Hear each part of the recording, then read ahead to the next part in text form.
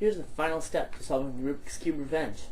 At this point, you should have everything except for the centers on 4 sides.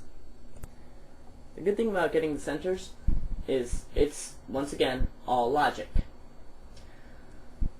Basically what you're doing is half a center swap, like you would with a 3x3, and then you do it backwards. A little complicated, a little confusing, but it gets your centers where they need to be. Although this is a fairly easy step, it takes up about half of your solving time for the 4x4, just because there are so many centers. So, let's see. There's a good center, and what you want to do is swap it with another one.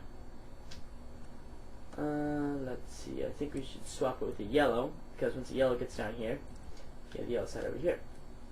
White center, yellow center. This is going to be sort of tricky to explain. I'll see if you can grasp it. Now, since this is one piece you want to get, you won't turn this down. You'll see why in a second. Let's turn, if this slice wants to get up here, we'll turn this slice down and this one over. See how it locks nicely into place. Now the reason we don't do it with the other slice, which has the other center on it, is because it would be displaced. And also, this one would not get in the right spot. Sometimes you need to turn the top side to make sure the centers don't, hit each other. But not in this case. So let's turn the slice down. Bring the edge into place. See how it fits. And bring it up. Now you can see here are the 2 orange edges. They will be going back over here. So turn it so that your other center falls into place.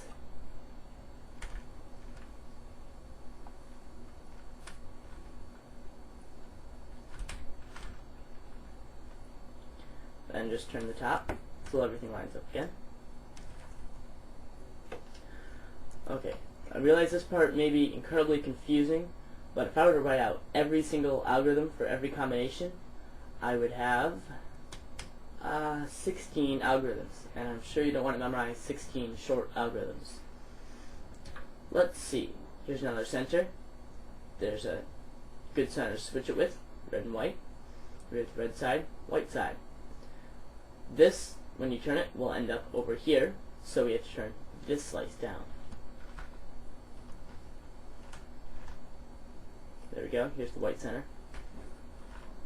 Now we turn it so that the white center falls into place down here. Rotate it over here, bring this up, and it's solved.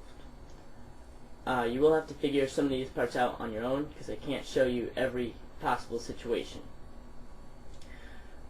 Okay, so let's just put the last few centers in place here.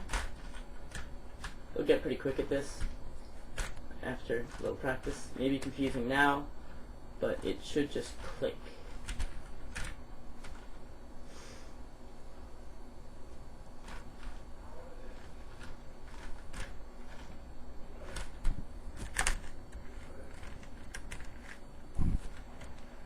I always thought this was the most satisfying step, mostly because it's the last one.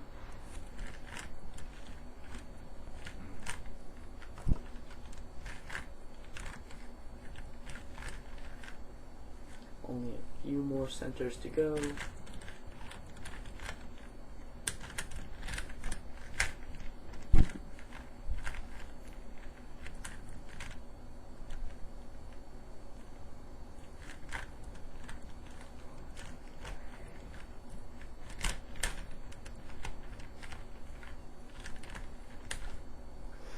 Ooh, now here's a tricky situation. One center on one side, last center on the other. Simple. Just switch it with the center on a side in between the two.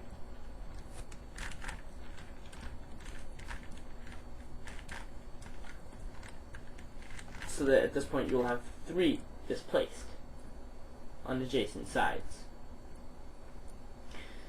Now we can switch 2 of them, getting 1 in place.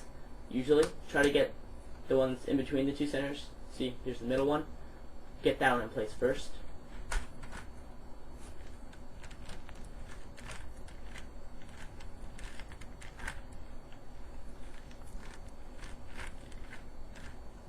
Now we have two out of place. Looks sort of cool.